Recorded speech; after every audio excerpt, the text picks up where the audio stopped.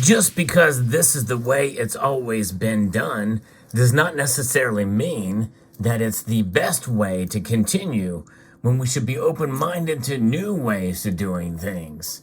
We've all heard that argument before in our jobs or in school or what have you. But in this case, with regards to gold and silver, that does not bear out to be true. Let's explore.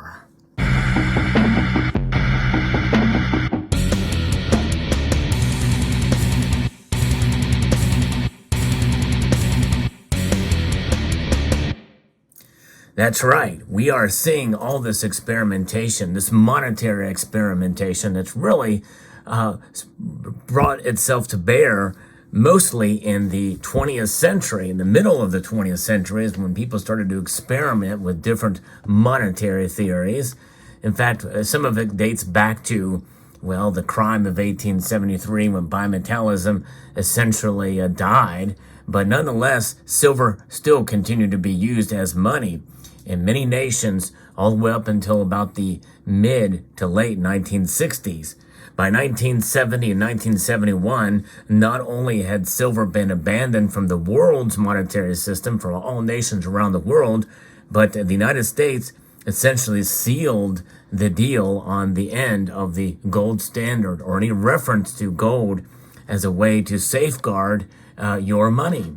Now, money is relegated to a cotton fiber note, and it's devaluing every year because of inflation, whether it be targeted or uncontrolled or out of the realms of comfortability based off of what the Federal Reserve or other central bankers think these days.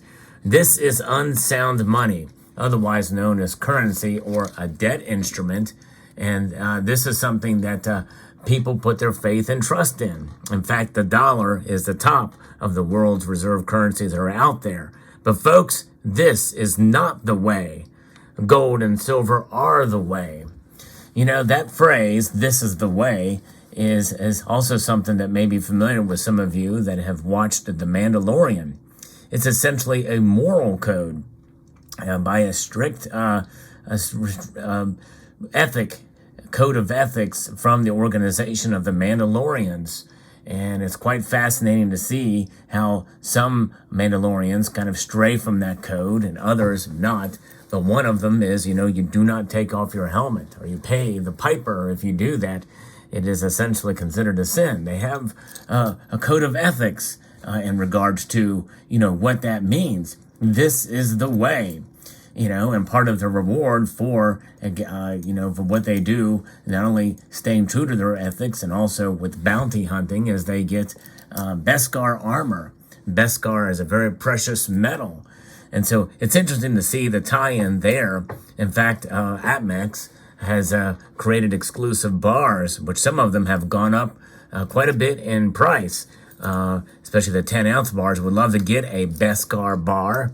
But, I'm not at the point where I'm willing to pay the premiums for a 1-ounce size, and the premiums for the 10-ounce bars are quite crazy. But it's a silver bar, essentially representing Beskar, and it comes into it.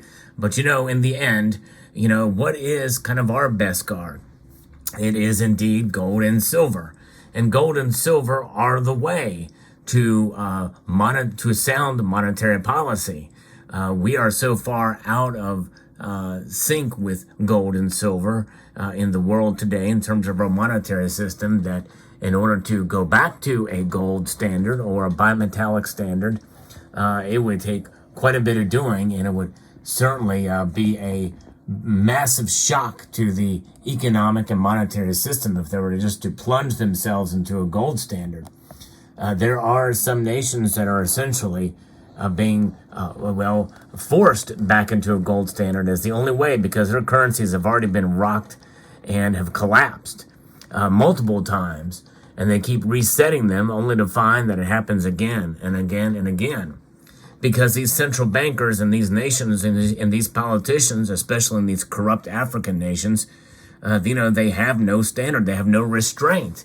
The only thing that can restrain them is gold.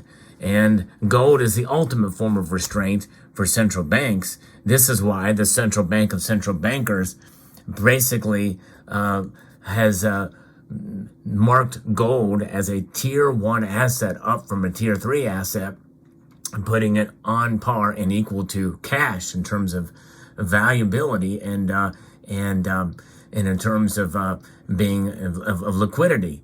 Gold is the ultimate and stable store of wealth. Silver, lesser so. Central banks don't hold silver in their possession, but silver is essentially the monetary metal of commerce, or it had been in back in the day, which wasn't that long ago. Back in the day, silver was used in commerce. You have spending silver. It's known as spending silver, and for all intents and purposes, that is kind of what has held everything together. With gold and silver, you still have inflation. And gold and silver do not solve life's problems.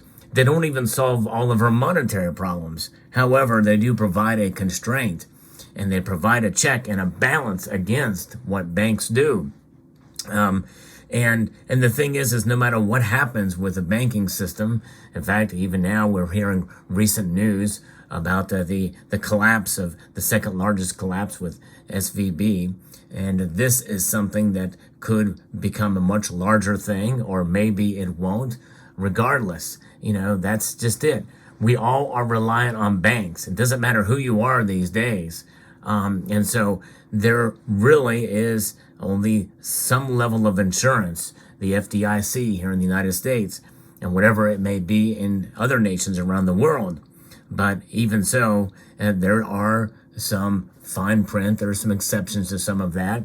But when you hold gold and silver in your possession, they are the way. They exist because of the very nature of what they are. The pieces that you see before you here are representations, of how many different forms of gold and silver can come. And the thing is if these are left untouched and unmolested, they will remain the same throughout history. In other words, thousands of years from now, they're going to essentially look the same.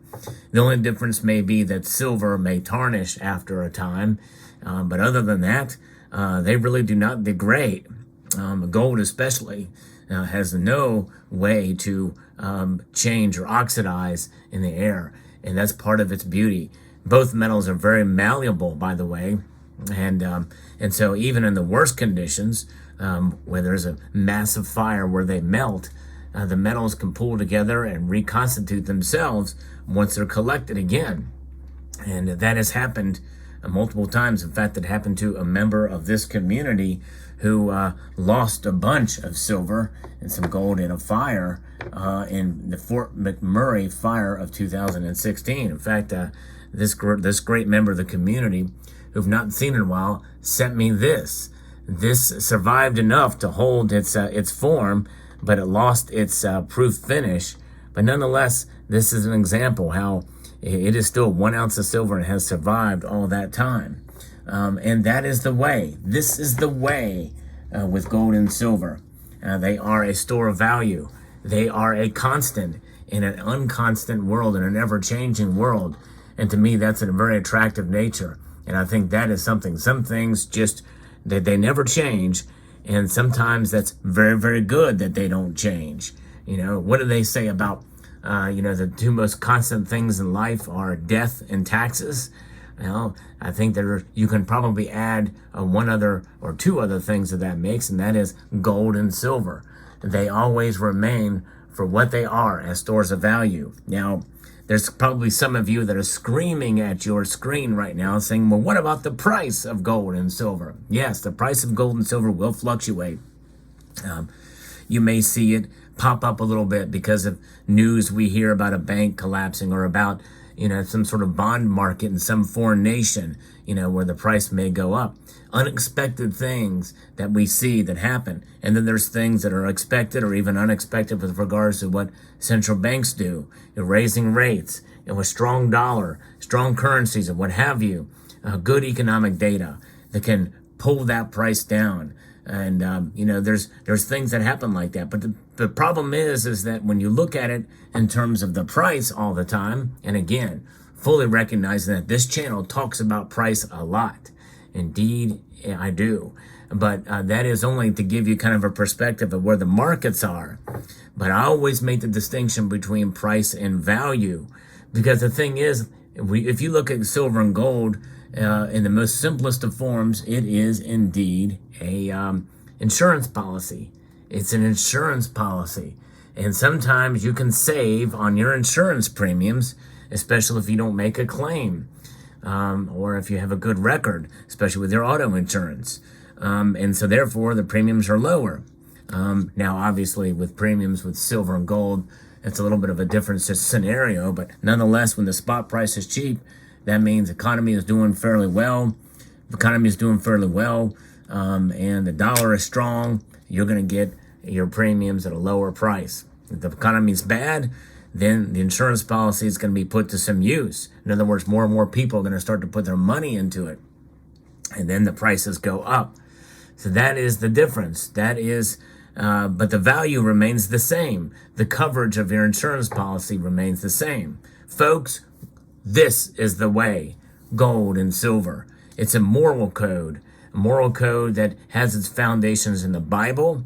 Multiple times, over 400 times, gold and silver are mentioned in the Bible. Also has its foundations in the U.S. Constitution, Article 1, Section 10. So be encouraged, folks. Gold and silver, no matter how little or no matter how much you have of it, you're doing the right thing by holding it, and you're doing the right thing by buying it. However, there is a right way and a wrong way to buy it, and I encourage you to be smart with how you purchase your gold and silver. But nonetheless, whatever silver and gold you do have in your possession, let it be known that you are doing the right thing. So hang in there, be encouraged. I hope you found this video insightful and encouraging and educational. I would like to extend a multitude of gratitude to each and every one of you for taking the time to watch this video, and to encourage you to please rate. And that means press the thumbs up button. It does help with the metrics on the video here to spread the word out, and share this video on multiple platforms. Comment, and if you haven't done so already, I want to encourage you to subscribe. This is the way.